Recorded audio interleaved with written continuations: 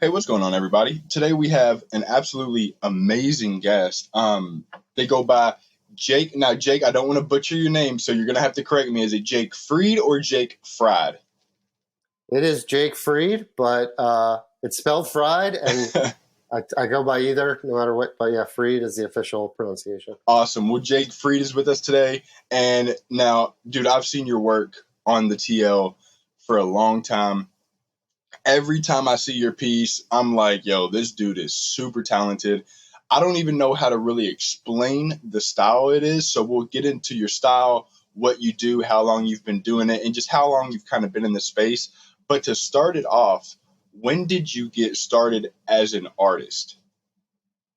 Yeah, so this is always a question that's hard to answer because it feels like it's always been who I was. So at least as long as I can, have a memory. But yeah, I was a kid who just made art all the time. Loved making art, and then obviously, lots of kids, I guess, want to be an artist, and we all know like that can seem like an unrealistic expectation in life. So yeah, I am an artist, right? It's like it's not a profession; it's kind of like an identity. Visual art has always been my outlet. It's always been my thing to do. I feel like I've been doing it one way or another every day of my life. So I evolved from just being like a kid, that loved to make art, to being a teenager that was like really seriously pursued it. Then went to school for it, and I've just been kind of doing it professionally. And again, what it means to be a professional artist is complicated, and there's a lot of different answers. And yeah, it's led me into this point where now I'm kind of in this NFT Web3 ecosystem. But yeah, that's my answer. So I know I'll just say a lot of people become artists or discover art making like at different periods of their life. For me, it's kind of just been my identity forever. Yeah, always been with you. I love that. So I do want to ask you, since you mentioned it, I've seen a lot of artists in this space. Some go to school, some don't. That's fine. Do you feel like going to school helped you personally develop your style? Yeah, I mean, it's so complicated. So we were talking before we started recording. I am a professor of animation. So now I've lived my early life and now like my adult life. And as a student, I had a lot of mixed feelings about studying art, and I had good and bad experiences. I do think there's a lot of my development as an artist happened outside the classroom, 100%. But looking back at my life and now as a professor, like obviously there's a huge advantage to just sort of being surrounded by art educators and other young people who want to be artists. So the biggest thing that I see with my students now and that I experienced as a young artist was like, I was just sort of like, art can be so mysterious, and it's such a big kind of unwieldy thing to kind of get your head around. Just to be around adults who are artists and other young people who want to be artists at the same time, like, it's probably a good idea, right? Like, it definitely made me a better artist and made me more confident to pursue these things. And I got more feedback, and I was inspired more often, and I got to try out a lot of different techniques and stuff like that. But I will say, as a professor, like, the students are coming in with innate abilities already and certain amount of drive and confidence that you can't teach. What I can do as a teacher, though, is like guide students, mentor them, and like it's even like sports, like being a coach. Like, so much of it is just psychological and about maturation as a person. And so I'm just there as a guide. I'm like a lighthouse. But yeah, like I actually dropped out of art school for a while, and I ended up getting a degree in art history, which we can get into if we have time. But I wanted a more practical sort of like degree at a certain point, and I did find that studying art and like being an artist are different things. And when you're an artist, like it's a personal, independent journey. You're a brand. You are working on things that don't make sense within like an assignment sort of structure. So yeah, I had to balance it out. But I've been super lucky to have great art education. I actually went to an arts high school. That's a longer story too. I think like, art kind of saved my life, right? It was my identity, and it's always been a thing for me to hold on to. And yeah, being in school, this is the way I felt, and now it's kind of come true. A lot of classes I was in, I was like, I should be teaching this, or this is a waste of my time. And now looking back as an adult, like maybe that was right, But also, I was like, I was a kid, and like, what else was I going to do? Like, it was better than nothing. And so, yeah, I was really impatient as a young person to like get out of school and just be an artist. And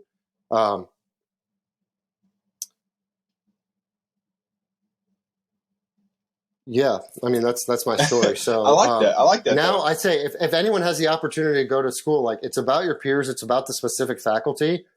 Make the best of it, get what you want out of it. But yeah, if you can afford it and you have the time, like and the luxury to do it, like I don't think it's bad. I agree. I'll say this: like we're in a space that's all about innovation and new tech and stuff like that. Like certainly, like universities and schools are like slower and a little bit more traditional and backwards, and like we're not going to get all that stuff. And there's no doubt that like if you're trying to be part of the cultural conversation and you're a young person, like being in school, it's 100 things. It's going to hold you back. You're not going to have the free time to like be on Twitter all day and be like dealing with collectors and all that stuff. So if I was like if I was in college age and I was in the space and doing well as an artist, it's a conflict. But I do know some young artists who are in school and managing their careers, and they're doing a really good job of it. And I think that's the healthiest thing to do. Absolutely. Because yeah, you don't want to wake up one day and wish you had done it. It's really hard to go back as an older person. Yeah, I mean, that's one thing for me. I mean, one thing that you said that really stuck out to me was being around so many people that were like-minded and also wanting to do art. Whenever you're around people that are wanting to do the same thing, have that same drive, same passion, I find it, and I'm sure a lot of other people find it much easier to do what you do. But you do bring up the point of you don't have the most time with your collectors. You don't have the most time doing what you need to do on Twitter in order to engage and be active. So it is kind of a double-edged sword, I guess, to an extent. I do want to ask you though, when did you come into the crypto scene? Because the art side has been inside of you what seems like your whole life. That's just who you are. But what drew you to crypto or NFTs, and when was that? Yeah, that's really interesting. So like I'm the classic case of like art and NFTs like onboarding me into crypto. Awesome. And I think we're seeing that, and I think it's going to continue to be true. But it's like one of the best use cases to actually onboard people. Big picture, like this sounds so cheesy, and like especially in the space you'd never hear this, but like I kind of hate money. I never want to think about it. It's never been a thing that drives me. It makes me uncomfortable, especially as a creative person, like the whole art versus like money debate. Especially again, thinking with young people who are artists, like that's so fucking twisted that you're thinking, and I see it on the timeline, man. Like some of these younger artists, I won't call their names out, but who are doing really well, like it's fucked up, man. People like are it's hard to tell what's about the art, what's about the money. Like you don't know who's your real friend. Like you got influence and all this shit. And so for me, most of my life, art making, I've like really tried to keep it as pure as possible. I'm a really unique person. I just know this because again, I'm 38 now. Like I've maintained like an independent art practice for like 20 years plus. It's been very difficult, and it's a conscious choice of like not going into commercial work, not pursuing a lot of influential campaigns or paid opportunities, and really just trying to make my art for like art's sake and teaching and licensing my work to sort of pay the bills. So that said, crypto to me was most like, obviously it's more than just about financial stuff. It's about decentralization. It's a much bigger thing. But my idea of crypto was like Bitcoin before I really got in the space. And I just don't care about like stocks or money. Like, so it's just like, yeah, whatever. Like, it's cool. I get it. But like, I'm not like in the culture and I don't really care. Lots of things happened at the same time. I mean, obviously like having a kid and like COVID and all this stuff. What really led me to crypto and NFTs was like my fans reaching out to me and telling me that I should do it. So I just answered this. Someone's like, how did you get into NFTs? It was like, it's literally Twitter or Instagram DMs, like people being like, when are you going to drop something? Your work is perfect for NFTs. That's my journey, is that like people were telling me and it's looking back, it's like I've been making what we think of as NFTs like before they were a thing for like a decade. So my work is made physically, but it's to be really quick, I make these animations where I rework the same drawing or painting over and over again. So I'm scanning or photographing it as I go, and then I'm destroying the physical object. So I make these really elaborate animations that are handmade, but when I'm done with them, there is no physical. It's just the digital record of the process. So I'm Oh, relayering the same image. So I literally physically destroy it. So I've never really been able to sell real physicals. My work has always been digitally native. And I started we have not enough time for my whole life story, but I did start as a painter and evolved into moving image work by reworking my paintings and photographing them. And I've just sort of been riding the wave of like where the culture is going in technology. So like right when I started doing these moving painting experiments is when YouTube dropped and like smartphones came out and streaming video was possible. And then artists like had websites, and then there was Vimeo, and like there was like fine art video online. And so my work has always been in this funny position where it's traditional, it's real world, but it's ultimately digital. And my films, my animations have been screened in museums and galleries, and they're considered like works of art. Like I've never had to defend being a digital artist, blah, blah, blah, is not art or whatever. yeah. But they've never been like physical objects that like galleries could sell. Right. So they're sort of like video art in that way. But like I've just made my whole career by putting this stuff up for free. So like the story of my success is basically like making these films and just putting them online for free, and then kind of going viral and getting shared and building up attention through them, with no financial kind of like plan really. Right. But ultimately it all worked out well for me. And I think it predates kind of what we see in NFTs now, that like art should be free. It should be everywhere, but someone can own it on record, on chain, and can trade it, and it has value, and it's an asset. That's a one-of-one thing, but it's also remixed and shared, and people can right-click save it and download it. And so that's been my experience. It's like my work has mostly been seen by people like screened at parties or like on VJ remixes without permission, or my work is all over YouTube with people putting music on top of it. And it's like a long time ago, I realized like, I can't stop this. And I don't really think I want to. So it's like the more it's shared, the more it's remixed, like the more like mimetic value it has, the more popular it is. And then like these big brands and these big bands will pay me more money to use them, license them. That's kind of the game. And then, yeah, all of a sudden when like Web3 came around, it was like, oh, people on Instagram are like, I can buy Jake's work. Like, when are you going to mint stuff? What's going on? And that's when I had to do the deep dive and see what was up. So that was probably like really the end of 2020, beginning of 2021. And yeah, like I had a kid, and like COVID with teaching was just kind of obviously difficult. And it was like, wow, I could like, it's kind of like, I've always been waiting for this to happen, honestly. So part of my story is like museums and galleries have offered to like sell my work as editions with like the whole commission for a gallery and taking it offline and making them like, official editions. Museums have actually reached out to, I've had my work in museums, like in temporary exhibitions, and then they've asked to like buy the piece, or, it just always felt weird or wrong. And it was like, I don't know, I like this vibe of like making it and putting it out there and then like owning all the rights to it, blah, blah, blah. But yeah, this was like, okay, we got this. Once I understood what was happening in the NFT space and really what it meant, it was like, I know, I've been saying this now, we see it coming true more and more, but like, I know this is the future of like where my career is going, and where like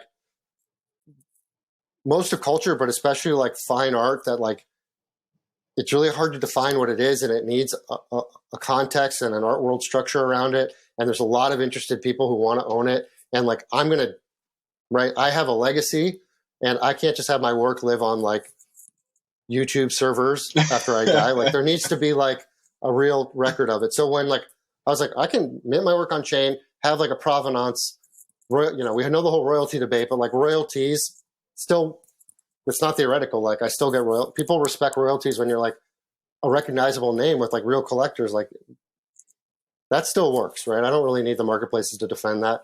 But it's like, wow, this is what I've been waiting for. Yeah. And it's early days. Like, I can help. It's like kind of my responsibility to help guide this thing, because I hope people right. It's like this system is like made for me. Like, this system is evolving out of artists like me. very much like where like some of the artists that we are very popular in the NFT space, right? Like Beeple and like these generative artists, like we've all been in this world already. We've just been waiting for the technology to kind of catch up here. So it was like, I got to join this space. I got to be a part of it. And honestly, I have to like, I feel like my role is just to elevate and inspire and show people like, right. Cause especially in the beginning and still now, like there's a lot of low effort stuff. There's a lot of scams. There's a lot of stuff where it's questioning what is really the art? What is the financialization aspect of it? I just want to show people like, this is where real art can live. And like, this is what a real artist I think looks like in 2022 and how I can build a market for my work. And so, yeah, I just had to dive into it. And honestly, since I got in, it's just been all amazing. In a lot of ways, it feels like just vindication for a lot of the work that I've been doing for a long time. And it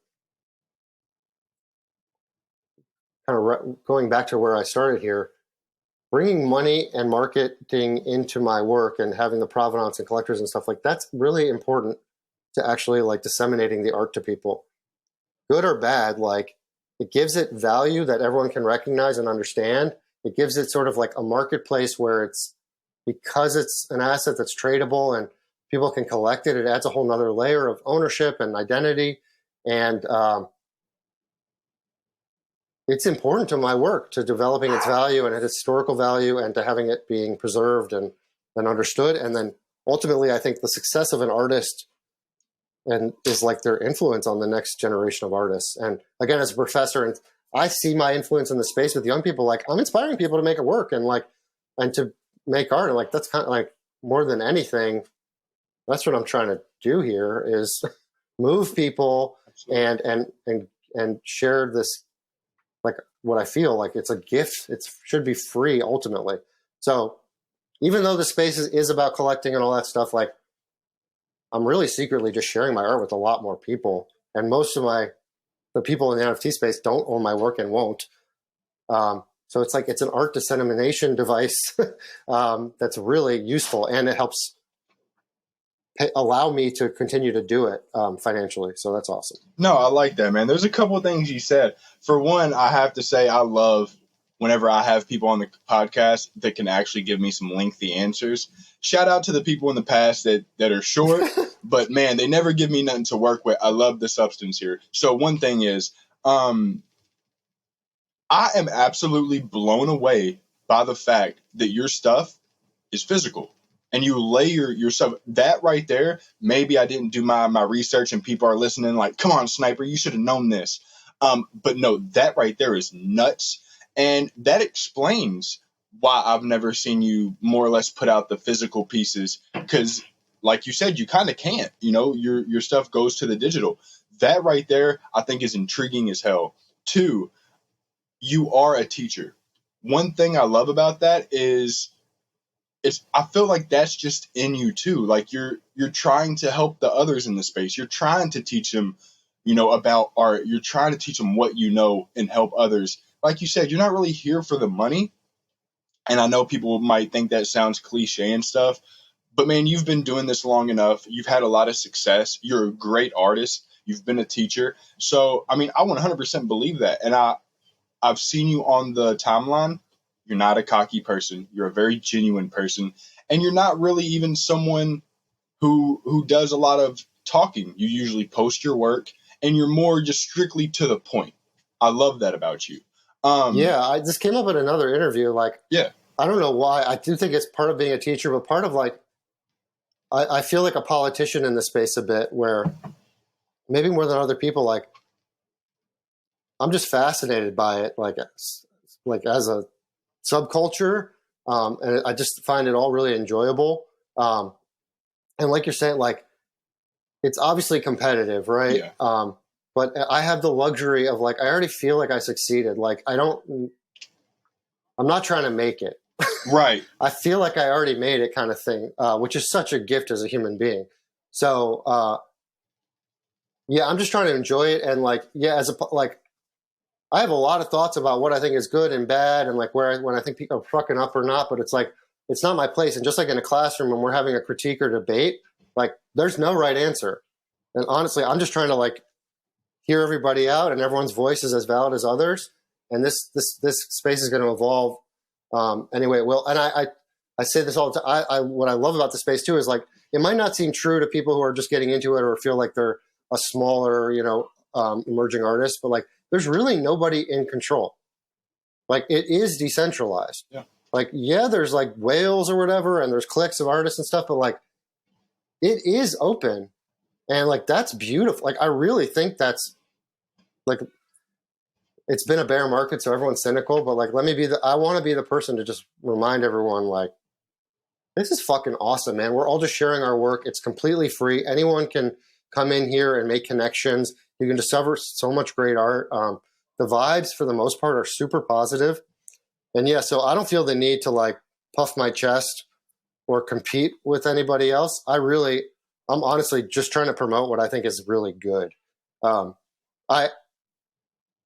Again, this does sound cheesy, but it's like I feel a responsibility to be like a tastemaker here, especially because people are literally asking me what I like. Like, and that's what happens whenever I meet with big collectors or talk to other artists. Like, and I was just in Miami for Basel. Like, everyone just wants to know, like, what do you think is like, what's my opinion? So it's like I clearly am respected for like my point of view and my taste level, and like it's a good look for like NFT brands or marketplace or whatever to like, hear me out and stuff like that. So like I honestly love playing that role because it's like, yeah, dude, just being a teacher is basically just being like, I think this shit is cool. Check this out.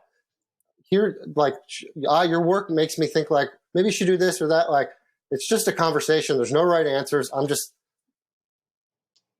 I like that, man. Yeah, man. It's like it's such a joy. And again, I've been around long enough to like know what it's like to be an artist where you really don't have that. And or where you're a young person and like no one takes you seriously or cares what you think about anything. So now that I have this role, like, yeah, I'm just trying to share my work. Obviously, like keep it relevant and engage with collectors and shows and stuff. But I appreciate what you're saying because I really like to feel. I hope I'm focusing on the art more than anything, and I'm just kind of showing up and being part of it. Like like you're saying, my work's hand drawn. Like most of the time, dude, I'm working. Absolutely. I don't have time to like grind. I do it too much, but like I really don't have time to grind on Twitter because I'm actually making shit. Yeah. Yeah. So whenever it comes to your stuff, I mean, so for me, man, I'm more of a traditional artist, and you might find this funny. I always found it hilarious in the space whenever people are like, "Oh yeah, I really love art," and then their favorite two artists are always Keith Haring and Basquiat, or Andy Warhol and Basquiat, and I'm like, okay, well, what about the Hammershøis and the Caravaggios and the Waterhouses?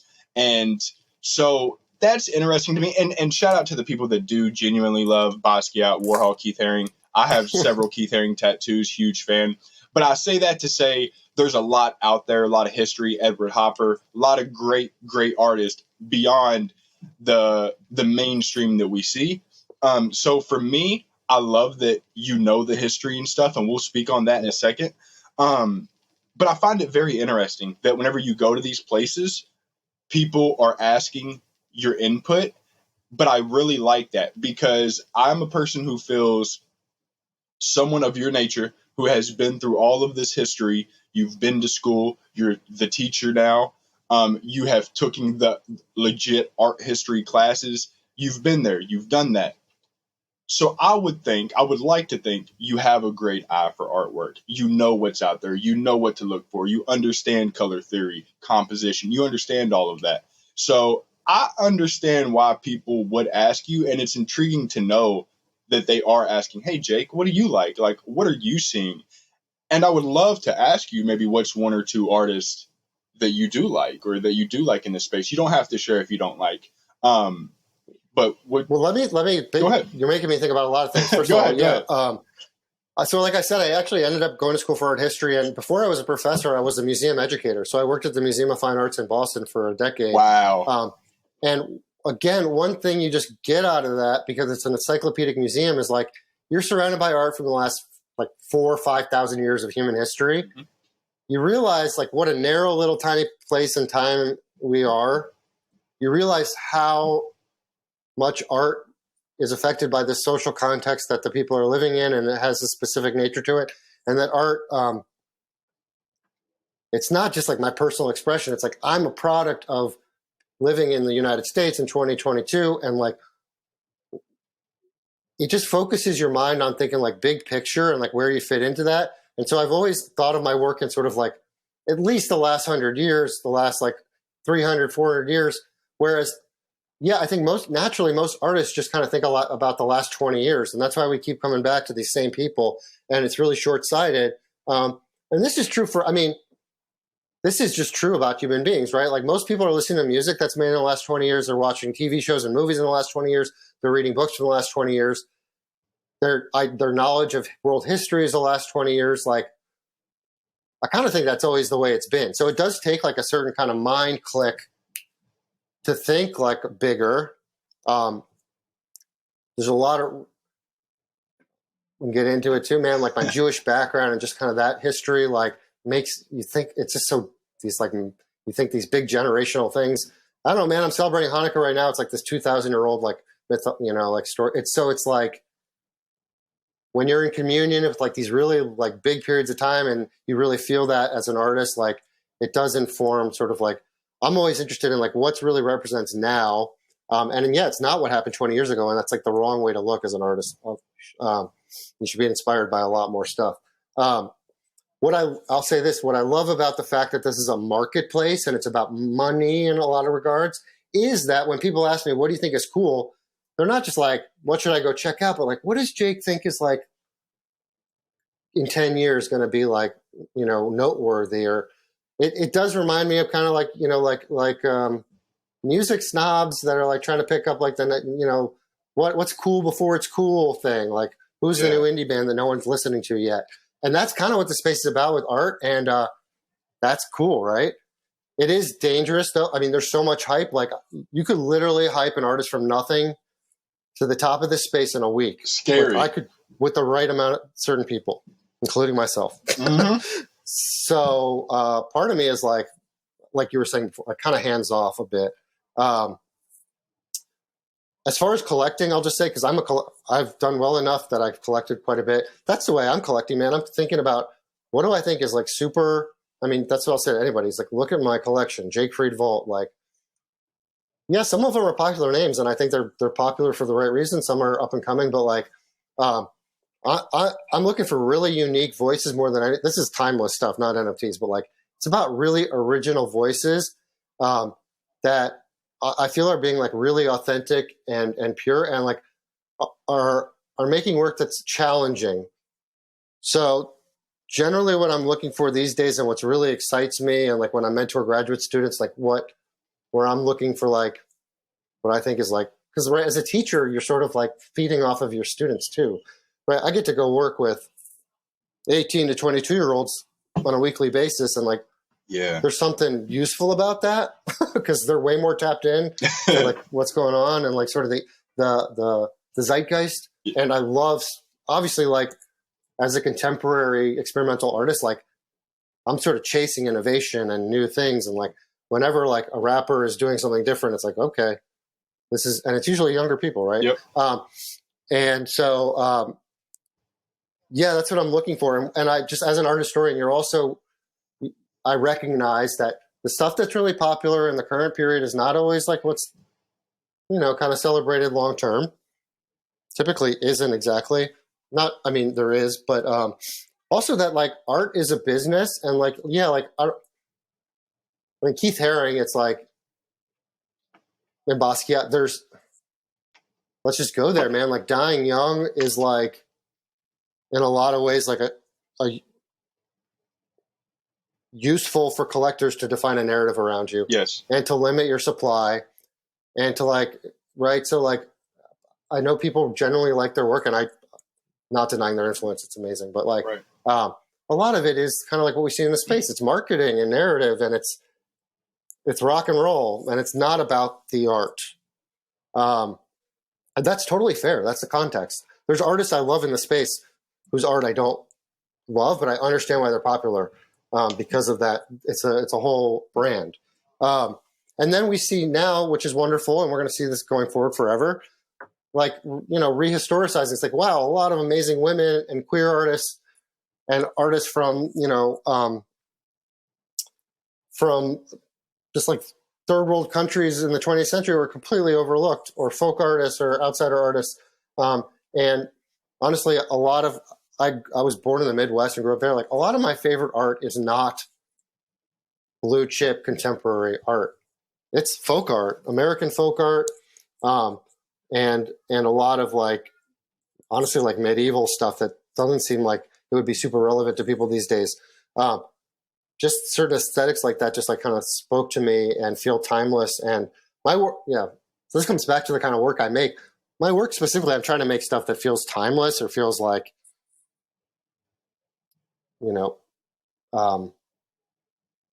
pretty lofty and thematically. Like, I'm trying to like map like big ideas. Right. So my work is trying to pull from like all different periods of time and trying to make something that feels like it's beyond time, or could.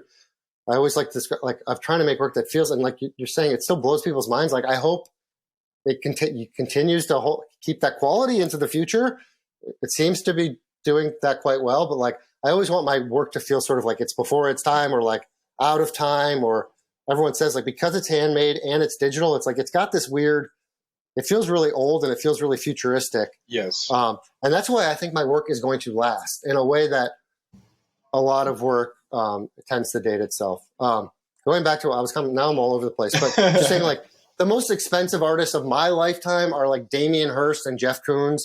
And I don't like their work. I hate it. I don't like what they stand for. I hate it. I think it's super cynical. So it's like, as an artist who loves art, who works in the museums and is a professor and is an art in the art market, like, and I'll just say like Cause, like, but all of that, like, the big names are the ones that, like, I think are financialized sort of brands more than they are about the art. I find the art pretty shallow.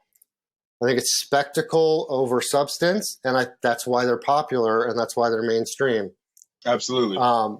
And so, yeah, it's kind of like, I've obviously been limiting like, for me, if it was about like fame and money, I would have picked a different path a long time ago. And yeah, I mean, that's my story. So it's sort of like, what's great about the space is that, like, I have the independence and the freedom and the ownership of my own brand and story, that I can put it on chain, and that I do think, like, my Twitter feed is, and like, my Discord, like, and these interviews that I'm doing with you, like, I brought this up in another interview, like, just doing this interview with you and doing a bunch of interviews in the space and going on Spaces and all that stuff, like, that's not normal for the art world. Like, usually you have a gallery, it's super manicured, like, image. And I love this space. It's like you're saying, like, authenticity. This is a real me. My work is real. There's no intermediary. Most of the shit I'm posting is not minted. If anything, I'm like, every time I mint something and sell, it's like, when I sell work, I'm like defeated. It's like, oh, I just let something go. Like, yeah. Like, I have to be a part of this. I want my work to be sold. I want to, like, move it forward and be part of the conversation. But, like, it's like these are my babies, man. Like, and I'm giving them up. And, like, it's not a feeling of like, yeah, it's like, am I doing the right thing for the work? Am I doing the right thing as an artist? Am I serving my work in the best way possible? That's my mission here. That's what I'd suggest other people do. Again, we are so early in this thing. I just think if you're an artist of value and you just treat your work with respect, and your fans and your followers with respect, and you stick around, I really do think this is a really cool cultural shift. Absolutely. And yeah, thinking historically, like, these are the moments in art history that are really exciting, when it's new and it's fresh and there's no rules and it's all being figured out. We're defining a new kind of era here. So yeah, awesome. So for me, I like what you said earlier. People usually think within the last 20 years. And I want to say I've never thought about it like that, but I'm only 26. And I can tell you that almost everything, or the people that I talk to, everything's always within the last 20 years. Nothing's really talked about beyond that. especially with art. Like whenever I meet people at 26, I don't hear people talking about the traditional art. It's literally the Damien Hirst, the calls. And please put me on record, anyone listening in. I don't like Damien Hirst. He's definitely someone I feel is more about money than art. That's my personal take. Just like Salvador Dali, great artist, horrible person to me. It's just, it is what it is. But your art, super timeless, I feel, because it does take me back to a Caravaggio time, in the sense of the architecture that you may see in it, or just the way things are crafted.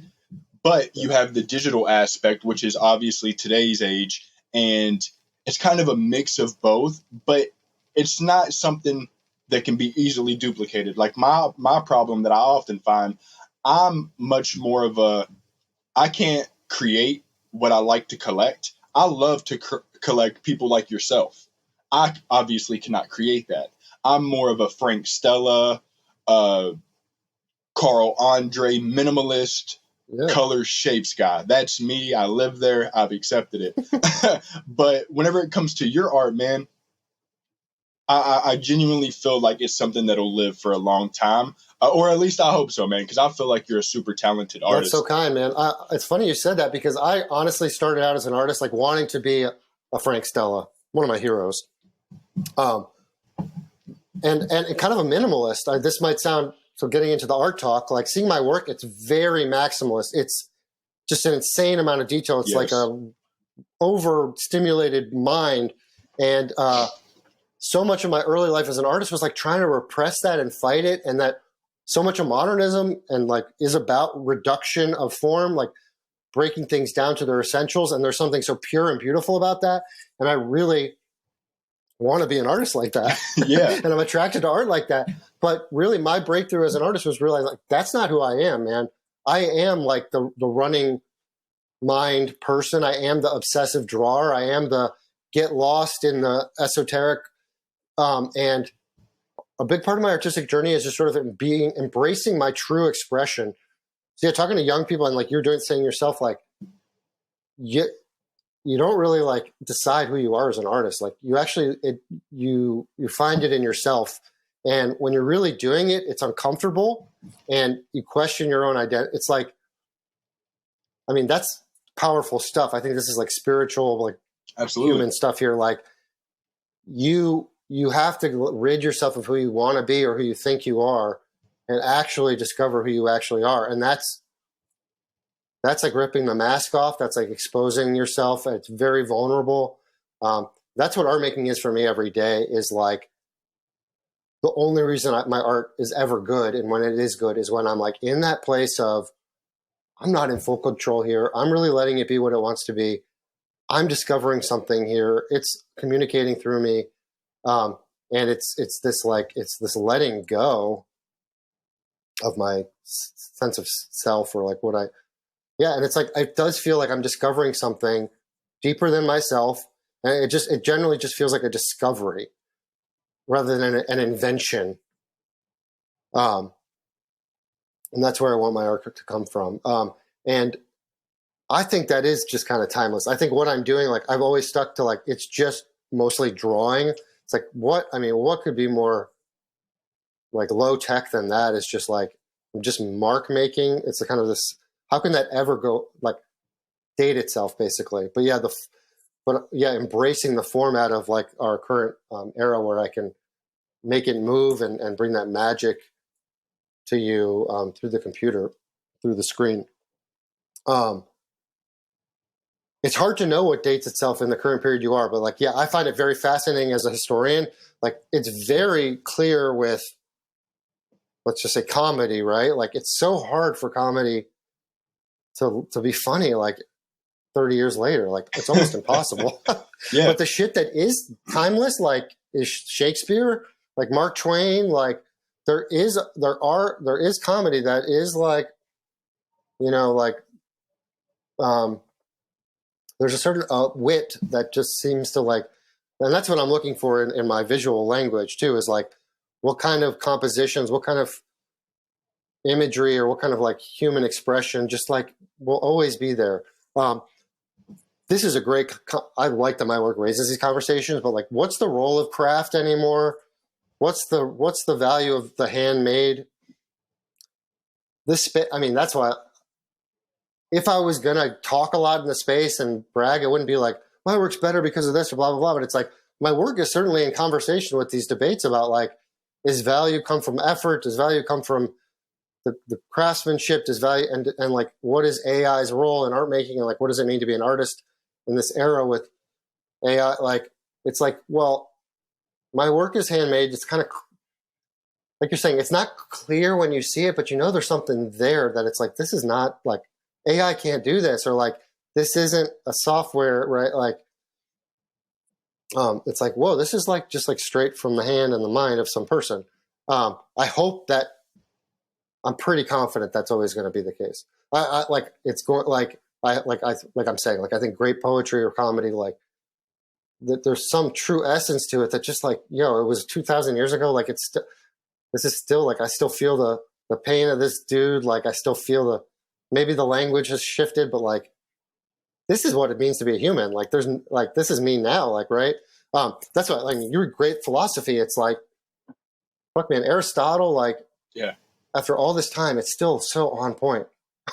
Yeah. I don't know if you read Aristotle, like go back, man. It's just like, Jesus Christ, like what it means to be a human, what we're dealing with day to day. Like, yeah, I got a car. Yeah. I got like plumbing and like a computer, but like, it's the same fucking thing, man. So I do think there's the collective unconscious and like our human evolution, like biologically, like will always be slower than the tech. And we have this sort of singularity with tech, but like, yeah, I mean, this is my prediction that like the stuff I'm doing now, and especially because it's in this digitally native space already, it's going to be even more important. Like they're like that real human touch, that real craftsmanship, spending a long time on something, like these are going to be the things that we are losing over the next 80 years in this century, where it's going to be, I think, really rare. Or I don't know, it'll go back and forth, right? It's kind of like the arts and crafts movement after the Industrial Revolution. Like we're going to have a push and pull, but I definitely hope that my work represents, yeah, again, not to be like a Luddite, but like I really hope people are still drawing by hand in 100 years. And like as a professor and in this space, like I see that like it is not a typical thing. A lot of my students don't draw on paper unless I make them do it. That feels weird, man. That feels like I'm not that old of a guy, but like, wow, I'm definitely like on the generational edge of like all my teachers growing up and like my early young life. Like I wasn't drawing with computers. Yeah, he's got a real sketchbook. Yeah. There you go, man. I mean, there really is no replacement for that. And again, talking about a professor, like you can show me your animation you just made or show me all this spiffy portfolio or your OpenSea page or whatever. Pull out your sketchbook and it's like, oh, this is what this person's kind of thinking. Like, this is the real sauce. I kind of want my work to look like that. Like, and that's really where my work. So again, I made big paintings. I had aspirations to be like a big abstract painter, and I sold work as a painter. Like I did it. But really my work came back to this sort of like obsessive hand-drawn sketchbook. What I always say is like, to me, the root of being an artist is like an angsty teenager who like doesn't know how else to get this stuff out of themselves. Absolutely. That's where art like really came from for me. And like, that's still really what it is. It's still like that, like I need to do it. And so like, that's what's cool. Like all my life, like again, titles and roles and status and like having a career and like a brand or whatever, like that all comes, that's all great. But like, really it's like, it's all built on this need that like, I need to do this thing. Absolutely. And I might as well do it with purpose and like, in an organized way. And that's what being an artist is for me, like trying to funnel that innate expression into something that's, that I can share with people in like a form that's understandable. Dude, so it's funny. I do want to share with you. I mean, you probably already know this, but for the listeners, so it's very funny. A Vincent van Gogh quote is, if you hear a voice within you saying you're not a painter, then by all means paint. That voice will be silenced, but only by working. I share that with you all because I showed Jake my sketchbook while we were on video, because I'm someone, I can't, like I said earlier, I can't create what I like to collect, but I have to keep working to find what it is that, I mean, I love art. I feel like it's in me. And I am someone who feels anyone can be an artist, but you got to work at it. I know that I can't just wake up and be Caravaggio. I can't be a Waterhouse or a Monet whenever I just wake up. People have went to school. People have dedicated their time to what they do, color theory, all that. And that's what I've learned. And even I saw a quote yesterday. Someone was like, yeah, I make art that you could have made, but just didn't. And that kind of stuck with me, because some people might see me putting circles on a paper. They don't understand why I put that circle there, why I chose that color. They could have done it. They chose not to. They didn't feel like it meant anything. So art itself is just really, I guess that's why I love it so much. It's much more than just degenerative pictures. And I really feel that's why people say, oh, one of one art or traditional art or addition to art will live much longer. And I definitely think it will, because it's much more timeless. Your work is obviously, I don't care who's listening, your work is going to live longer than any profile picture project, because it's not the art that is driving those projects. People are not looking at Bored Ape Yacht Club. I love Seneca to death. She created a amazing ape, but people aren't looking at that like, oh yeah, I need that in the museum. It's the utility that came with it and what you got with it as well. People weren't buying pieces of art in the 1800s and thinking, oh yeah, I can't wait for the utility on this. That's just not what it was. Okay. But I find it very interesting what you do, man. And to know that we still have what I would consider a traditional artist, or people that really know the history, I think that's why you'll continue to live on much longer than this space. If it was to die, or if this blows up huge, you'll be one of those starting figures, because you just make timeless stuff, I feel. Thanks, man. Yeah, art serves different purposes. So, like, again, teaching in a museum, like, you realize for most of human history, art is not about personal expression, period. It's a very new concept still.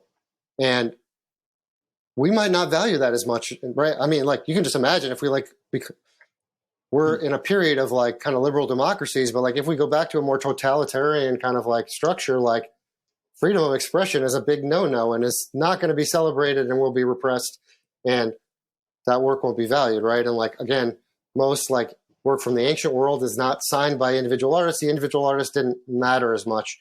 And that's perfectly fine. Like if they saw my work in that society, like it might not make sense in a certain context. So kind of talk about art history, like now, yeah, we're looking back, like kind of what I was saying, the stuff that I love from the last 2,000 years or whatever, like I love it in the context of being a human being right now in the social context that I'm in. But I'll just say, like, just be creative, make shit. Like it's good for you as a human being. If you really want to make it as an artist, like, yeah, we obviously prize innovation and originality and uniqueness in our culture right now. And I think that's all, I mean, I believe in that philosophically and politically, that's where humanity should be heading. So really think of art as like a celebration of your unique individuality. So kind of what I was saying before is like, you can't be a bad artist if you're really being authentic to yourself. Right. Like, yeah. And I see this with my students, like it's really not about skill. Like it is about doing it a lot. So you get used to like expressing yourself and building up like technique. But ultimately it's like, if you're just a unique person with a unique voice, that's interesting. That's undeniable. I don't even judge it whether I like it or I dislike it. It's more like, it's so interesting. I don't know. So like, it's artists understand this. If you're emerging, it kind of seems like you're saying this here, like to be original is really, really hard. Like, I'm not sure people realize it, yes, especially like collectors. It's not like people are looking at their feed and mimicking stuff or looking at Basquiat and like it's coming from a good place. It's like you learn through imitation, you learn through like what art means to you is the art you saw before. And so to like find art or make art that you've never seen before, to make something that's never been made before, like that is one of the, I think takes extreme intelligence. Like I'll put the word out there, like that's where genius is. Like that is what genius is. Like, so it's not like, it's not easy. And it's not really even like a practical like process. It's like, it's a kind of a spiritual, psychological, I mean, this is again, as a teacher and a mentor, like it goes deeper than like what can be written down or almost communicated through language. Like I'm really telling you, you got to go to this special place where you're really forcing yourself to think outside. You know, it's hard to put this into language, but like really thinking outside the conventional box of what you think art making is, or what expression is, or who you are. You just got to take risks and experiment. But it's also like that risk and experimentation needs to come from an authentic place where you're frustrated. Sounds like you're kind of saying that a little bit. So not to like be the professor here, but like that frustration you're feeling is really healthy. Don't fight it. Like that's your gift. So like, that's how I feel. Like if I just felt like I found it, man, I would just stop. Right. Like, Yeah. It's kind of like that frustration of like, I can make this better, more different. Like, why is it so hard to be a good artist? Like, what the fuck? I'm doing this every day for like my whole life. And every day it's hard, right? Yeah. Like, that's the feeling. And it's hard. And it's like you finish work and I'll say this as an artist where people like, again, I get positive feedback. Like, I beat myself up a lot. I work really fucking hard. When I'm done with work, I'm generally kind of dissatisfied or like conflicted about whether it's good enough. I'm trying to be really good. I'm like really trying. So like it's hard and it's frustrating and it's not like a fun thing. It's like a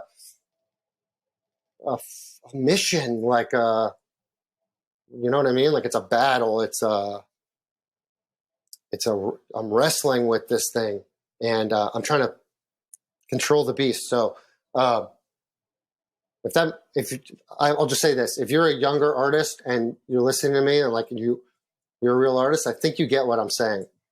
And what I want to tell you is like, that's the right way. Like don't think being mad or upset or feeling like you're not good enough, whatever is like defeat. Like that's actually like the feeling, that's the way it's supposed to feel, I think. Ultimately this is the way, like, I think a lot of artists can relate to this too. Ultimately, I feel like I'm failing at what I'm trying to, like, kind of what you're saying. Like, my true expression is not coming through all the way, or like, people like my work, and my general feeling is thank you, but also like, you don't realize that I'm better than this. Like, yeah, don't say like that I'm great. Like, I'm not great. Like, I can do better. Like, I'm kind of just frustrated all the time that I'm not. Yeah. So it's like, I've gotten used to it. And now I do realize, and then I tell this to my students, like when I am like, I'm good, I got this, I figured it out. Like that's when the work suffers. So like part of me has realized like stay in that zone of kind of being pissed off. And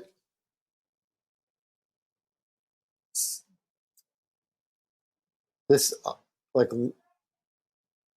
not being jaded, like when I see other work that I really love, like this is where I want to be too, is like, I want in the space as well. I want like every other artist to be better than me, if that makes any sense. Like I love it when there's an artist that I feel like challenges me or is better than me or is like doing something that's so interesting that I feel like, man, am I like pushing it harder? Am I like, that is so badass. Like I love feeling that. Like that's the feeling I'm chasing actually in this space and just kind of in life as a professor. And because I want something to chase. I want to be inspired too. Like I think consuming art when it's like, you're kind of saying like the art that you collect, I'm assuming is art you really admire and stuff like that. Yeah. Like it feels good to admire other art. And I'll say, I feel like it's really easy as an artist or in this space to just hate on everything else. Like be like, right. Like I get where that's coming from, honestly. because it feels competitive and it feels like if someone else is being celebrated, you're not or whatever. But like, that's my advice to everyone. It's like, it's good to be pissed off. It's good to feel like there's other artists around you that are better than you. That's the place you want to be in. Yeah, 100%. That's where I'm trying to be. So like, I'm just babbling on now. But no, you're good. You're good. I do think I'm getting at the essence of like my vibe and like where I'm coming from. Yes. And what I think it means to be an artist, and what I see in this space. So like, I think I'll just say I think my work is going to last, and I think a lot of like talking about PFPs, man, it's so interesting. Like, I don't know how much time you have. I don't know how much time I have either. But like, I'm good. This is a longer conversation. Okay, I did a fake rare this year. I'm going to assume most people listening to this kind of maybe get what that is, but like Pepes and fake Pepes like are some of kind of like the OG stuff in the space and hold a lot of mimetic value. And it's like it is sort of a middle ground between being selling art and selling a collectible or selling like a PFP in a way. It's much deeper cultural baggage than just like this is a work of art. Like it plays in this ecosystem. And I've fully seen how valuable it is to me as a creative person. It's brought so many people into my work who wouldn't have otherwise engaged with it. It's been collected a lot and is valued a lot because it's hyper native to the space and it's hyper relevant to right now. And it's got social media meme context. And so I don't just think in my work, but I do think in art in general, like this space, people are going to be writing like PhDs about this in 20 years in art history programs without a doubt. That like the memetics and the social mediaization of art is becoming intertwined in a way where it's becoming harder to separate. In a way, I think I'll say this, like the crypto punks are in that weird middle ground where like I'll say that this is funny. I own a Cryptodes. I think Cryptodes are like the ultimate like work of art PFP. Okay. Like I like them because of the way they look and what they represent aesthetically in the space. And I just think they're clean enough, but also weird and artistic identity of Gremplin enough to be like, it's a work of art. It's a PFP project as a work of art. When it came out, how it was collected, the memetics and the conversation around it. And that ultimately, right, there's no utility to it. So it was one of those like, we saw the wave of PFPs and we still see what's happening with Yuga Labs, but like, it was like, this is like, it doesn't know what it is. And like me as a collector, it's weird. What makes it weird where like, I really actually think it might have long-term art value.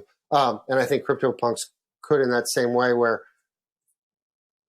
a lot of the PFPs are just like the way they're traded and thought of, and that like, they're almost like anti-art. And I do think this might be a controversial take or whatever. Like the Bored Apes and like the Mutant Apes are like so clearly aesthetically like challenged or like in certain ways that like that they never had to worry about that conversation. Like they clearly they're not about the art. No. And like this is where like I can almost every PFP collection is not about the art. I don't feel none of them are. I really don't. Yeah. But I do feel like there's a lot of collectors who think it is, and I don't want to hurt their feelings. This is talking about me being a politician. Like, there are artists who drop PFP collections, and then it's like, this isn't. Yeah. I don't know. I've kind of done a similar thing. I will say, like, so the fake rare thing is really special, and I've had. When I like really think about like the future and all that stuff, like I think it's going to have a lot of value, and it might rival some of my actually much more substantial artwork in price. So that means that like my art is super relevant culturally or whatever and has value, but then there's things like that are collectibles that have value too, and they're like in conversation, and the values are all weird because of it. So I also released the Night Vision series where I took one of my one-of-ones, which is like a 1-minute animation, which is 1,440 frames, and we just fractionalized it. Every frame is an NFT in a collection. So it's like a 1 of 1 of 1440. So people are buying those, and then you can redeem it for a physical print. So it's like kind of going backwards. Right. Like you buy the digital asset, and then you can redeem the hand-signed print of the digital image, which was originally made as a physical image but was destroyed. But that's kind of like, people are buying them, and they're beautiful, and they're getting them printed, and they are art. But it's also like you're buying a kind of like a collector pass into my ecosystem. It's sort of like the smallest token you can get. And it's like understood that like I'm known as an artist for the moving image, and that like the one image is sort of like a collectible as much as it is. It's not the full thing. It's right. So all this to say that like I think they're mixed. I do think my 1 of 1s and like my limited editions are like the closest thing to just like the art and should be the most valuable and will be. But I'm not going to.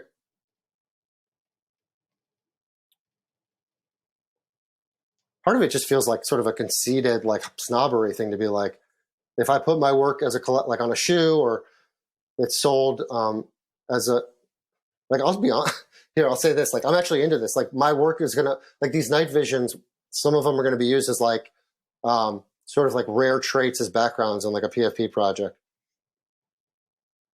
I get what I'm doing there. I'm like adding mimetic value to my artwork and like bringing my NFTs into another NFT ecosystem.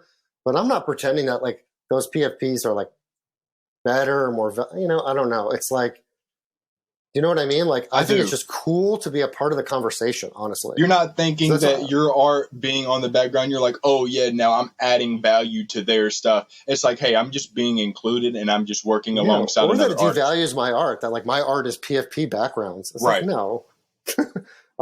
It's still a Jake Fried piece that he created and took his time. It's a totally new thing, right? This has never happened. It's like, all right, you're taking this, like you're a fine art gallery artist, and a trait in a collectible, like collecting, let's say like a Pokemon.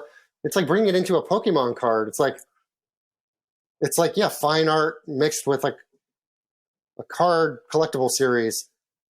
It kind of makes art more mainstream and pop culture than it's ever. Yeah. It's kind of what I love about this space. I don't talk about this a lot publicly just because it seems so kind of boring, or like thought it's a little deep, but like, what I said this before, everything about this space is ultimately, I'm just trying to get people to see my art. Yeah. Not to market it, just to like, I think my art should be seen by people, and I want to get it out there. And so like how that happens, and that's why I got online in the first place, right? I had paintings, like that was the whole thing. It's like, I live in Boston. I had a painting show. This is right when I started to do the animations. I had a painting show in North Carolina. It's like I put my paintings in a U-Haul, like drove down to North Carolina, installed the show. It's like a solo show, pretty good gig for like a young artist. Mm-hmm. It was up for like a couple months. It had some articles written about it. There was probably like, honestly, like max, like 10,000 people come through the gallery, sell some pieces. That's it. It's like in the world of the internet and like online culture, it's like, that is so small ball, like so regional. Imagine getting on Twitter, selling a piece, and then just that's it. You just sign off Twitter, get off the computer, just you're done for the day. It's not even that, because like at least on Twitter, like people are seeing that it happened and like all this stuff. Yeah. So like this was like beginning of like like Facebook and YouTube. So it's like the minute I started making the moving image work, and I had to put them online to share them with people, and this is what happened was like some of my pieces got like hundreds of thousands of views and like blog posts about them, and went on Reddit and got like 1 million shares on Reddit with like thousands of comments. It's like, this is like 2005 or whatever. It's like, what am I, as an artist, like what am I doing with my life? Am I just going to be like, I'm not, right? Like, let's just be honest. Like if I'm selling my work at like a local gallery or craft fair, like I'm not going to be the next Picasso, or I'm not going to like change the world. Like it's about using the medium of like mass dissemination or whatever. So like the minute my work was shared online, and then it started getting licensed to be used on like Adult Swim, and like, 20 million people are seeing it.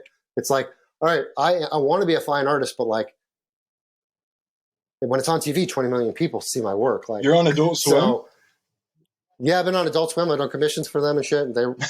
I wrote, yeah. So, wow.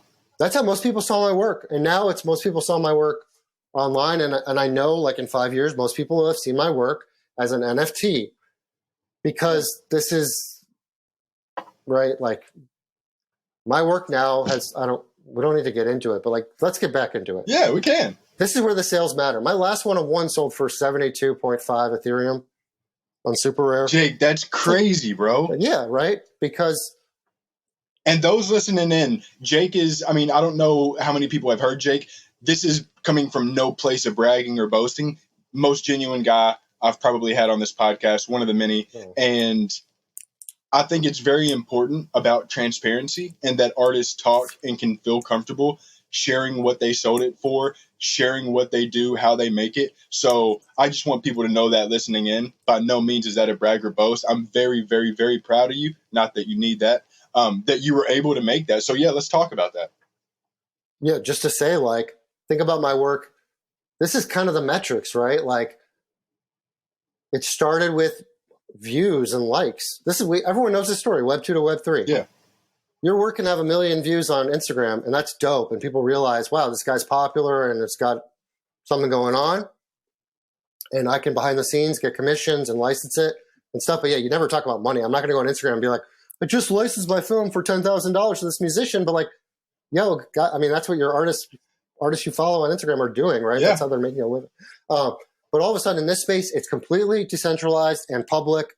And it's like, that's the new metric. It's like, my work is valued enough. Like, real collectors are buying my work for this amount. If you want to buy my work, this is how much it costs.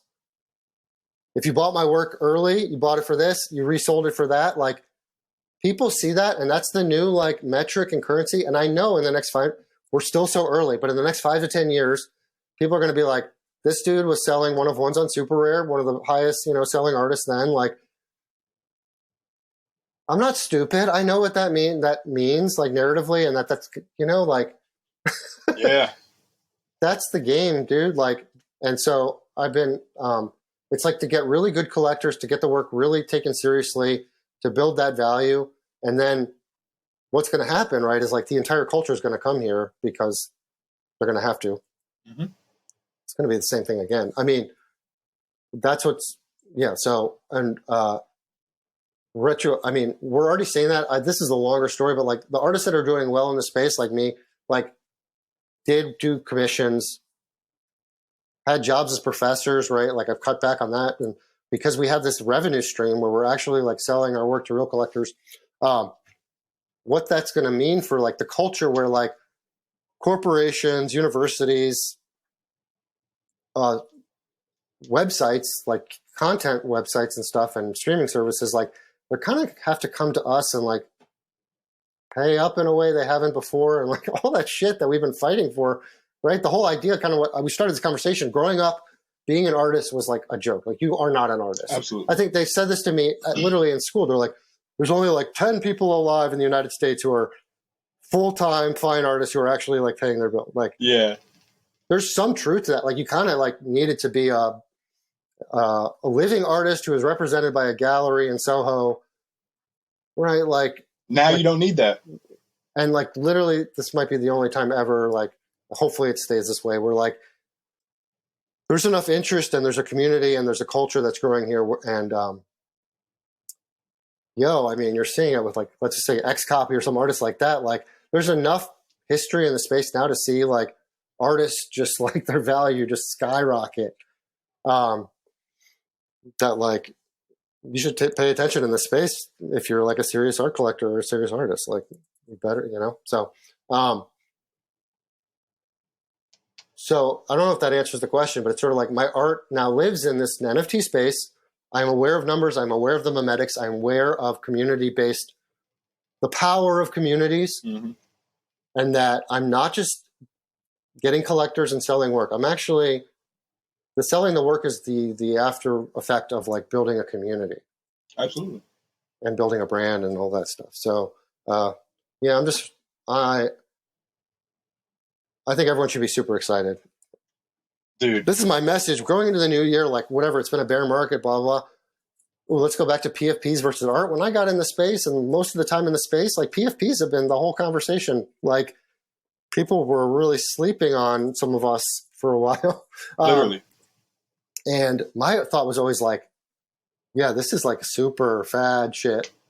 And the art is obviously what's the most important stuff here. And we saw with the bear market, like the collectors who are in it for PFPs, a lot of them are gone. And everyone who got in here for the art, like, we're like, why would I leave? Like, where am I going to go? Like, what does leaving even mean? Like, what? So it's so cool to see. This is, again, it's like, I'm kind of like, just, this is all anecdotal, but I am 100% confident this is going to be like something that's written in the history books in 20, 30 years. Like, there are more people collecting art like than ever, like, just because of this space. And young people who don't even have a lot of disposable income are collecting art like they were collecting sneakers and collecting albums in the 70s. Like, it's happening, and it's we got to circle back to like, what is humanity working towards here? Like, what do we do? If we're not just a consumerist culture that's like cycling new generations to like feed the economy, like we're actually trying to advance as a species, right? We're actually trying to like make the world a better place. Some of us, consuming art, making art, talking about art, like it's all positive. This is why I do it. I really like, saving lives as a medical professional is like really important. Like being a lawyer and like solving legal disputes and stuff is really important. Like being a cop is really important, but like long-term, like big picture, like human stuff, like what are you doing day to day with your life? Like what matters long-term? I really think like I've seen it in a museum, like guys, like almost nothing from 1,000 years ago has any value except like the art. Bingo. It's all disposable, man. It's kind of like an existential crisis moment. You have to kind of realize, like, what is going to last from my life? Like, what am I doing in my life that is going to last? I mean, it's obviously you want to be kind to other people in your life, and your family matters a lot. And now that I'm a father, like, it's kind of like, all that matters is like my daughter and like providing for her. But beyond that, my legacy, like, the house I have, the car I drive, day to day, like even what I'm doing as a teacher, the food I'm eating, it just seems so pointless long term. Where it's like the drawings I'm making every day, the art that I'm making, kind of feels like, wow, every day I'm making something that's like really big deal. That can last forever. I like that, and it's hopefully does, yeah. And like that's a real head trip, man, to like do something every day that feels like it has purpose and is long term. Yeah, and that's what I think this space is bringing to a lot of people. There are so many artists in this space and collectors who are new to art and art making. And I mean, like, that's what artists have been trying to do forever. And it's always been so cheesy with like community art initiatives and public television. And like, I'm part of it, man. I was a museum educator. A big part of my job was just getting people in the museum, and especially people who wouldn't typically, and children who wouldn't typically like just visit those kind of institutions, and engaging them with it. And as an educator, like you're talking like most of your friends don't know anything from 20 years ago, right? Like I taught like K through 12, and undergrads, like they don't know shit. They don't know what's good now. They don't know anything. They have no references. So it's like everything you show them is super valuable. And that's what I feel like I've been doing with my life, is like giving the gift of like, I mean, come on. If you're teaching a 16-year-old who's like really talented, like here's Kafka, man. Here's like Kubrick films. Like here's, and especially as an animator, like I share some on my feed. I should do a thread of them at the end of the year now, but like I've just been like dropping like experimental films from the last 100 years that are just not super mainstream or not online. And it's like, I feel like I am sharing a gift with these people. Like this is art that exists. You haven't seen it. I think it's really valuable for you. So yeah, big picture, I just think this is a really exciting time for the art world. It is. I would like to think that it is, only because it's never been this easy for people to go collect great art from amazing artists. I'm firm believer, back in the day, you had to go get the stuff. Stuff was not digital. You would have to go find that art piece, get it original as well. And then not only that, you know, me doing a podcast with artists and founders and people in this space, that's kind of the first of its kind in a sense. I mean, I guess you look back at like Warhol whenever he was partying with Basquiat and he had his own little, I forgot what the magazine was. But even like, Interview. yeah, even then, like it wasn't common for people to just be able to hear from artists or be able to talk to the people that have been doing the artwork. So I really feel like you said, the people that are here for genuine art, the people that are here to collect art, why leave now? Because this is the easiest and best it's ever been in the last 1,000, however many years its art's been around. And it's funny that you say, whenever we all go, that's the one thing that is promised in earth is death. Only thing that's promised to us. Whenever we go, to be able to create something that lives eternally, much, much longer than you, the only thing that would be able to destroy that would be the earth literally destroying. So I can't even wrap my head around being able to create something that outlives me and much more than me. But Jake, I don't want to hold you too long. I want to be respectful of your time. We went for like an hour 20. It's been an amazing, amazing podcast. I want to jump over to the 5 questions if you have a couple more minutes. Yeah, let's wrap up in the next 10 minutes for sure. Awesome. But I love what you were saying, man. Like, it is a bit about trying to achieve immortality. I think that's like the human drive in a lot of respects. And you see that.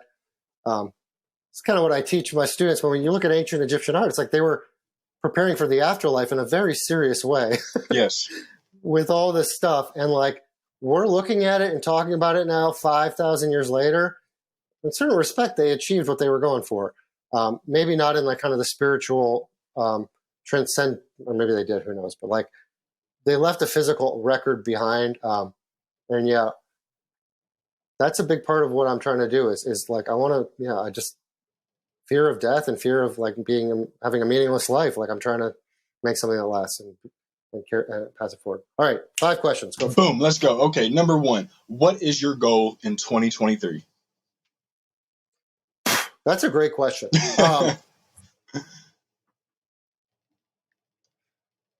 Keeping it focused on this space, 2021 was like such a head rush and so just like so much happening and so much new ground. 2022, like we saw a lot of challenges, like in the space, just other artists struggling. And like, like my goal is just to make 2023 just like positive vibes no matter what, kind of what I've just been saying, like make sure I'm focusing on what really matters to me, which is the art and the positive community. And as an artist, honestly, like just trying to remain focused because anything can happen. You just see the space moves so wildly and there's all these temptations. And let's just say there's like another huge bull run, or this is kind of I've had to learn to say no a lot this year in a way that I never have before. It's a weird struggle to have, but like I'm literally saying no to really good opportunities and really big brands and partnerships. And it's because it's like, I can't do everything. And I know that if I do too much, it'll drive me crazy, first of all, but it'll just sort of like spread my message too thin. And so I'm just trying to be I'm trying to go into 2023 very conscious of like, I don't need to do too much. What really matters with me? Who are the people I really want to work with? And then I'm gonna have to say no to good opportunities. So you want to hear artists talk about the real shit? It's like you see something on the feed where people are going nuts and it's a cool show or it's a cool thing. It's like, I said no to that because I couldn't do everything. And it's like, yeah, I feel a sense of like, did I just say, should I have done it? Or like, just kind of bummed I'm not a part? I don't know. I want to do everything. I get that. I want to say yes to everybody. So making sure I'm not, saying no to too much, but not saying yes to everything. And I feel like this year, sometimes it felt like it got a bit away from me. I was just at Art Basel. I had like 5 things going up on, and there's just moments this year where it's been like, I don't like that feeling of like, there's so much of that in the space, right? You're putting yourself out there and you're taking risks. Yeah. So like, I want to take risks, but I don't want to feel out of my comfort zone too much. But it's kind of what I was saying before. It's like that balance. I want to be frustrated and pissed without being like angry. And I definitely want to watch being too happy. What kind of like things are going really well for me. Yeah. I've got a beautiful wife and daughter. I got a great thing going. Like, I just want to make sure I don't like let it go to my head too much or think like, I want to be prepared for this to not be going as well. Right. You just want to be prepared. Yeah. I get that. No. Not that I think it won't. I actually am very optimistic, honestly, about the coming years. But yeah, it's my sensibility where it's like hubris, man. You got to be careful of that stuff. Yeah. So I just want to be, I'm completely prepared for 2023 to be a shit show, and I'm okay with that, basically. Okay, cool. Yeah. I mean, yeah, that's all we can do. I feel, we're here for the right reasons, I would love to think, and we just wait it out. But of course, you always want to have a plan. You never really want to get caught off guard. Would be in a terrible position. But like you, I'm very optimistic, and I'm excited for 2023, man. I'm excited to see what you build. Not only that, I mean, I know you got some great things on the way, so super excited to see. The next, yeah, that's the truth. I mean, I've gotten really good at holding alpha back, but like I obviously have things planned already, and there's a lot of exciting things to be excited about for sure. Good. I like that, and thank you for now saying no to this. I was so excited to be able to get this opportunity and just speak with you. Big fan of your art. Number 2, though, man, would be all these aren't really Web3 related, so you can answer them however you want. If you could live anywhere in the world, where would it be? Live anywhere. Anywhere.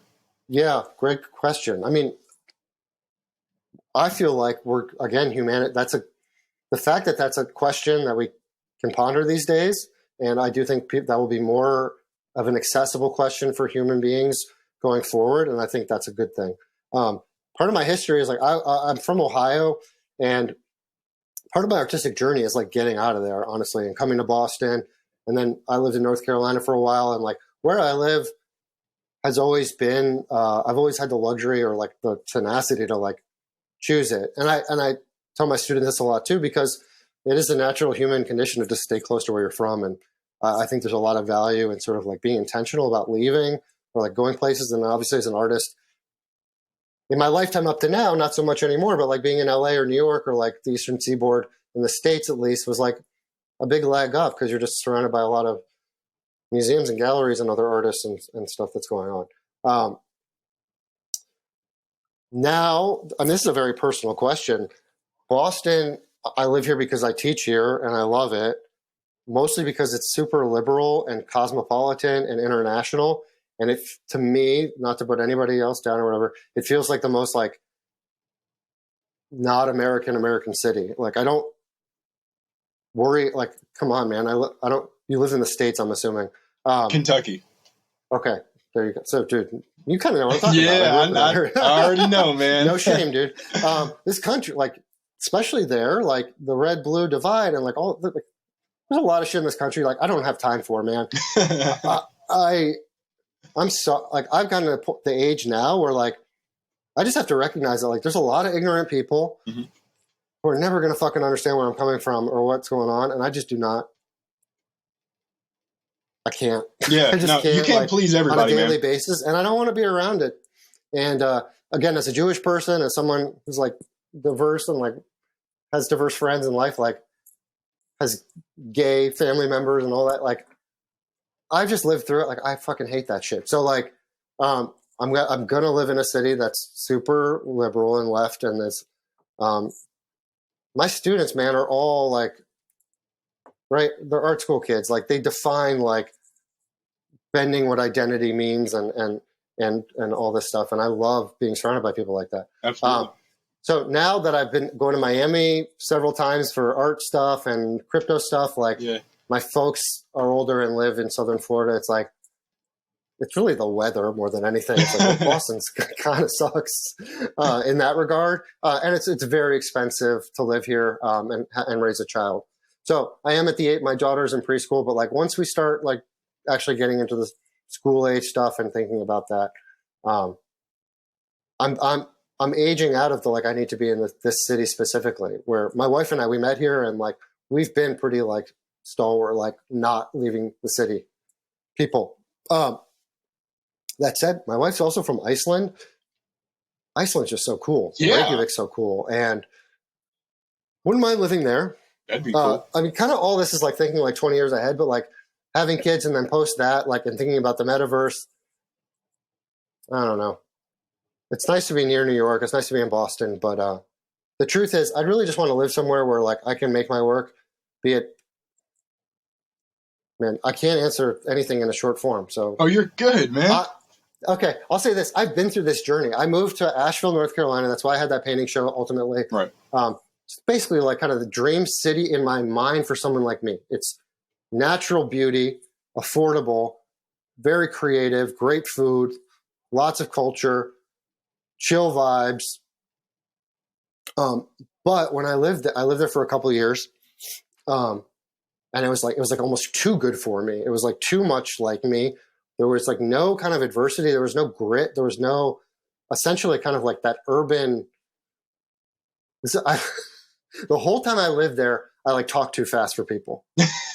Essentially, I was like in too much of a rush. It like didn't vibe, if that makes sense. Yeah. I was kind of running around and people were like, dude, like chill the fuck out. Man. And I was like, yeah, exactly. Come on, man. It's kind of like Ohio to Boston too. Is like, what are we doing, man? Like, I gotta change the world. I gotta like make fucking art. Like, everyone's just like so comfortable and sitting around. Like, so I do love that. Like, Boston's cold. Boston's the kind of like messy. You know, it's rough. People are short. Like, you know, it just vibes with me, and I feed off of that. So I like that. I don't know if I can leave at this point. We'll see. Yeah, that's like me, man. I mean, I'm in Kentucky, and it's like complete opposite. I went to New York, and everybody was on the go. I'm like, yo, can y'all like slow down just 100% one bit so I can like get my stuff? Like, let me catch up. So, I mean, I love Kentucky. Being a person of color, it's a very divided state. You know, Louisville, Lexington being the only blue parts. I'm in Louisville, luckily, so it's a little bit more open, a little bit more diverse. But it's very hard because I don't know if I'll ever leave because I'm just so drawn into what's around me. But I do feel like the ceiling, the limit is already hit here. There's just not a lot going on. So who knows? Maybe one day I will get out. Would love to see Boston, though. Yeah. Well, if you come up here, let me know. Absolutely. I say this to my students. I was saying this before, but like anything that sets you apart and makes you unique is so valuable as a human being, and especially a creative one. So like I would just think of it as a gift that you are not like because I'm from Ohio and I've lived in New York and Boston most of my life, like not being from here originally, like I always recognize as a real advantage because I just have this whole like different point of view. Yeah, a whole different aspect and like perspective on what's going on. Like you said, like I don't know, it's just something about it. I chose to be here. Well, it's kind of like I chose to be here. Yeah, you're not stuck. Yeah, and it's like I can see it's hard to see it's like a fish doesn't know what water is kind of thing. It's hard to see what's always there, but when you're from a different culture, or, you know, whatever, that's how it feels to be a Jewish person. A lot of Jewish people talk about this, and I'm sure anybody of my minority status. I've always been an American, but kind of like one step removed. You really see it during Christmas, right? Like it's like, and I recognize this every year, but it's like, the dominant culture in my own culture was not my own. And like that, you don't feel that as much in like, you know, here, but when growing up, it was much more of a thing. And I'm glad I had that experience. Yeah. Because it made me, I could see what most people couldn't see around me. And I felt more of like, I could observe people and the culture as an outsider, which is really useful creatively. Awesome. No, all artists are like outsiders. Like that's kind of the thing. Yeah. Yeah, you ain't lying there, man. I definitely feel like an outsider sometimes as an artist and just sometimes as a person. But like you said, just use it to you. I'm trying to use it to my advantage and just power through it. I do want to get to the next one real quick. What is your biggest pet peeve? I'm gearing where my head's at right now, like in the space and just in general, is just cynicism and complaining. Just in general, man. I'm a like I'll just say like I'm saying I'm a frustrated person generally because I'm an artist and like that's kind of the sensibility. But I don't like artists that are cynical or complain all the time. Like nothing's owed to us. I think it's an act of freedom and beauty every day to make creative work. And so I don't know, man. It's just like if I have students or I see artists or just generally people in life who are just cynical about what's possible in life or like as a human being and who are just complaining about their situation. I get what you're I saying. hope this doesn't sound insensitive. No. I feel like it's like, especially now in America, maybe it's an American culture or kind of an online culture thing, but you just see people complaining a lot about a lot of stuff. And it feels like people feel entitled here. Almost every day I'm like, what the fuck, man? Like the culture is making us do this. It's the news cycle. It's the media. It's all that stuff. But like, fucking stop complaining, man. Like it's unfair. Life is unfair. It sucks. Like life it just sucks, man. I get it. So like, it sucks for everyone. Yeah, it's not easy. Yeah, this is what I actually say this to art. It's so hard to make this a small statement, but like when I am talking to artists on like DMs and stuff, I'm just kind of like, all life is suffering. Like the goal is kind of to transcend it. So like, just accept that it sucks right off the bat. We're all in it together. So let's like enjoy it and do the best we can. But yeah, I come from a place where like when I'm GMing when I read, I'm on the timeline, we kind of talk about the timeline. It's kind of become sort of like, it is like the ecosystem is this timeline. Yeah. We're all kind of on this thing. We can feel when it shifts and you can feel the moods. When I say GM in the morning or like when I'm like commenting or I'm watching the timeline, my default state is like, we're all a bit kind of sad or suffering and we're making the best of it. And like, look at us beautiful people, like engaging with the culture, putting ourselves out there, making communities, talking to each other. It's still an early form of like this digital communities, even though we've had social media for a while or whatever, but like there's something specific about this community where it's like this is a positive thing. So like when you have these people come on who are like, this shit sucks, these people are manipulating it, blah, like this isn't fair, or like I hate this, or like good. It's like I want to just tell those people like that's my it seems like it's a pet peeve because it irks me and it's like over and over again. I get that. Yeah. I get that to the sense of, I mean, I don't, like I said, people in this space, and I'm sorry if you feel called out, anyone specifically, they're very entitled. They feel very entitled that they need something. And I hear a lot of artists, big shout out to a peer of mine, Mike Mongo, a way of changing my outlook was I don't have to do anything. I get to do it. I get the chance to do it. I don't have to make art. I get the chance to make art. And the people in this space that are artists, if you're an artist, look through history, not damn near one artist was appreciated. You know what I'm saying? Not damn near one artist was out here super loved and really thought that they were treated fair. None of them out here thought, oh yeah, I'm really getting the recognition I deserve. That never happened. You should feel very lucky to be in a position now to where it's so easy to get your work in front of people, so easy to talk to your collectors, and so easy to get in front of big names, big labels, big medias. And we're still very early. Crypto for the last 5-6 years has been a downtrend. It's only been an uptrend for the last year. So a lot of people forget that. And if you are here for the art, I think it will show over time. But I think number 4, we have two more left. Number 4 might be a little interesting. What do people misunderstand about you most? Yeah, I love this, man. We could, I could talk to you for a long time. I just don't want to say entitlement is a really good word. That's what I was looking for. I just don't like that because nothing is owed to you. And like I was saying before, no one runs a space. So like being entitled in general is annoying, but like, especially here where like, you're not entitled. Yeah. Like there is no gatekeeper. There's no one in charge. You didn't have to, pay your dues, didn't pay your dues, whatever. I actually like that about the space. Like artists like me felt like coming in, like, yeah, I've been making art for a long time. I'm like, had work in museums, but it's like, I have to pay my dues like everyone else. I got to like be in this community and like understand what's going on and and be a part of this. And like, I love that. And I hope I never get too entitled or feel like the space owes me something or anything like that.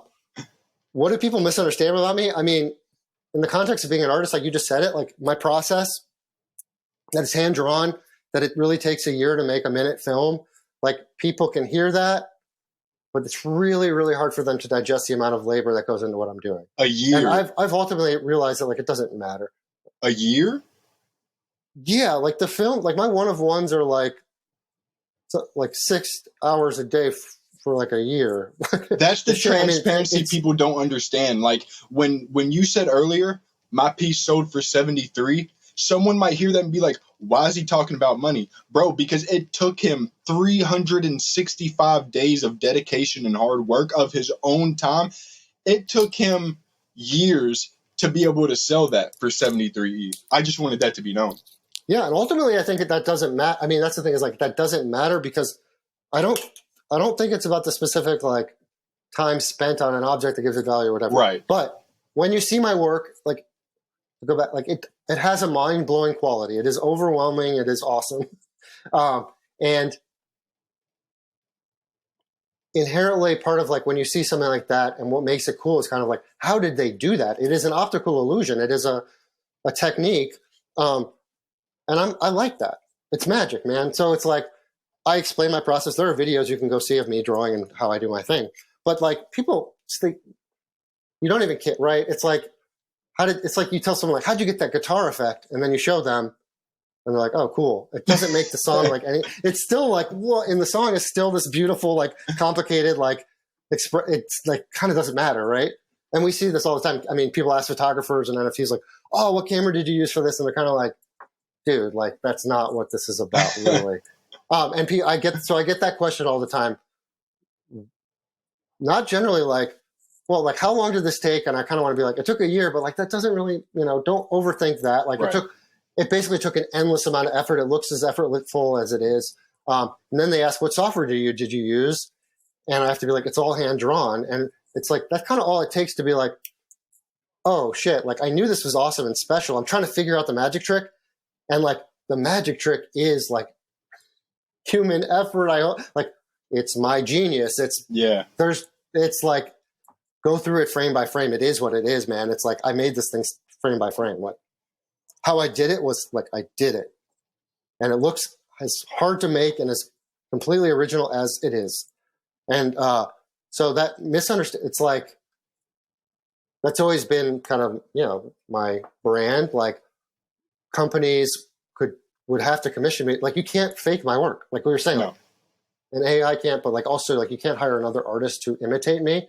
So that's why there's no like copycats in the NFT space of my work, because you can't do it. And if you did do it, it would be so much effort.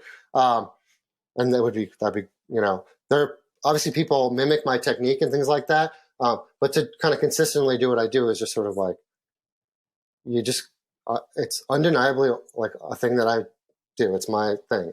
And it looks that certain way. So I do feel like that's a constant thing I have to educate people on. I also compose all this music for my film. I'll do all the sound. Wow. And people love the sound. I mean, I'm kind of known for my sound work. And that's a whole nother thing that people don't understand, that like the sound element of my work is really important. And I try to push boundaries in sound design and music as well. And I feel like it's just like, there's just not enough time to educate people about my work. Going back to like what my role as an artist is, like I make this stuff. I also have to disseminate it.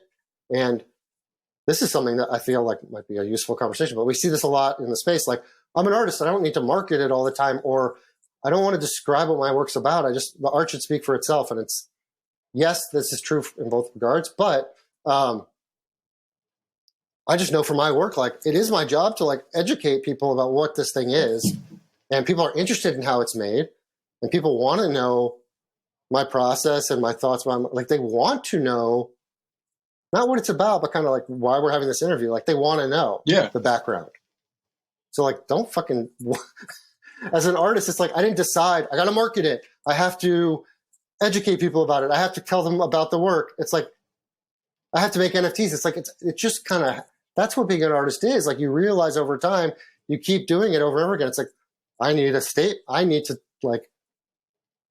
a blurb about what my work's about and like how I make it. And I need to educate people about it. And that's not a bad thing. And I need to share it a lot. And I need to have it in shows. So it's disseminated, it has cultural value and is marketed. Like it's kind of just obvious when you make work that you care about and you want to share it and people care about it, that's what happens. 100%. That's so crazy. And everyone listening in, I think that's why it made me think, and this is a big reason why I'm going to say, please get the hell off of NFT Inspect. Jokingly, I say that because it seems like everyone in this space, there's a bunch of people that want to be leaders, followers. That's fine. I think the real people of this space, the real quote unquote influencer builders, are the people like yourself, Tyler Hobbs, the Beeples, the artists. And I say that because you get on NFT Inspect, bro, Tyler Hobbs is like 1,000. And, we're talking about Justin Aversano, who makes great art, yourself that makes great art. Y'all aren't the top 5 influencers, but y'all get and understand art. Y'all understand what we're here for. And it's much deeper. You're trying to teach others. And that might be random to say for some people listening in, but I say all that to say, like, that's why I love doing this podcast and bringing people like yourself on here, because I feel like it's my job to help people learn and understand that these artists are much more than just artists. Like, of course, they're people, but they've been creating and putting themselves into their art for a long time. Like your artwork, like, yeah, we said it took a year to make it, but people need to realize there was also 30 years before that where you've really just done what you've done. You might not have got recognition for it. You might not have got paid for it. You were making it out of the genuineness of your heart, and to put it out there because that's who you were. I think that's a big thing. So whenever it comes to influencers and positive people, we definitely got to start uplifting the legitimate artist. And I'm not knocking anyone and saying, hey, you're not an artist because you don't make it like this. But there are people out here who dedicate a lot of time in their whole life to this and want to create something that lives much longer. Let me transition to the last question. Very easy in the aspect of questions wise. I think I might know the answer, but if you won $10 million tomorrow, what would you spend it on? Me personally, I would like to think it would probably be your family and art, but I'm loving to hear your answer. Yeah. Wow. I've never even considered that question. Yeah, I'm a married man. Yeah. So are you married? I am not. Luckily, I'm not. Maybe one day been with my girlfriend for 5 years. If I won $10 million tomorrow, my wife won $10 million, and I got nothing really to do with it anymore. Considering that it would be, I'm lucky enough that would be mostly disposable at this point. We want to save some for our daughter, obviously. Yep. Yeah, I think if we needed more money, it would just be like travel, maybe better housing. Being able to afford, private schooling for my daughter would be an amazing thing like that. I like that. I'd like to think that like I can make that kind of income where things are heading. And like, so 10 million to me doesn't feel like that impossible number, but yeah, it's not like my lifestyle is going to change at all. That's where I've been this year. Like I'm still teaching, not because I have to. I'm still, obviously making art every day, not because I have to financially. So it's like, God, I'd probably buy a lot of fucking NFTs, right? Yes, sir. I'd buy my first punk just to have a punk. I'm talking about PFPs and all that stuff. It's like, I'm in it for the art and I love the art, but like, there's something sexy about having a punk and like, not having to worry about selling it ever. Right. Because that's really why, like, if I bought a punk now, I'd be like, just stupid as an investment for my the amount of money that I make as a, we didn't get into that, but like, come on, you got to be smart Absolutely. about this space too. And I'm not trying to go broke on like big risky bets or anything like that. But yeah, I collect a lot of art just for the love of it and to support other artists for sure. And obviously, talking about humility and stuff, you win that kind of money, like you better give at least half of it to charity, if not like something, other positive people who you think are doing good work. So that's what I would do. I do feel, I will say this is to humble myself or whatever, like somewhere where I think I can improve is like, I don't have a lot of like charitable, that's not true actually. So I auctioned something at Christie's this summer for psychedelic research. This is a big piece of 101 that I let go for all the proceeds to go to that. So I feel really good about that I could use my work for something, charitable. And like, I really believe in the mission of what they're doing. And like, I actually think psychedelic, especially therapies, can be a game changer over the next, 50 years. But some people in this space really are consciously giving back as much as they possibly can day after day. And I'm kind of focused on my art and promoting my art and collecting shit I like. It's a little selfish, but I do think for the good of the world and the space or whatever, like that's what I should be doing ultimately.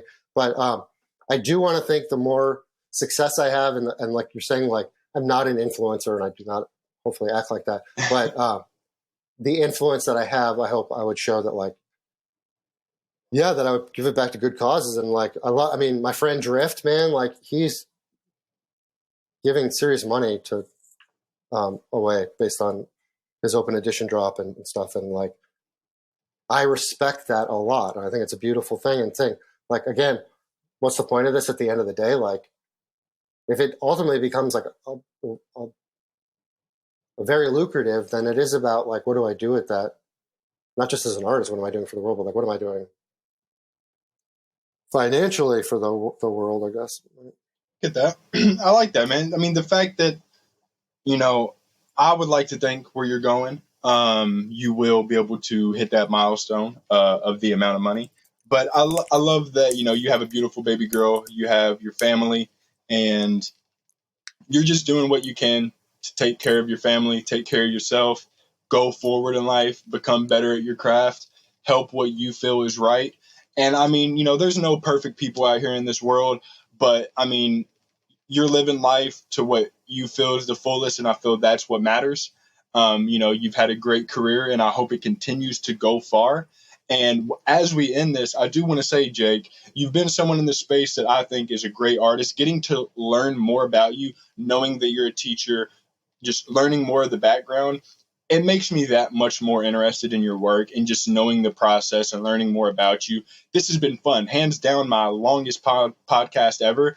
And I like that for the simple fact of it was with someone who genuinely cares about art, the space, the people around him, and just someone who's been working on their craft for a long time. I have respect for that. So from me to you, thank you so much for today's episode, man.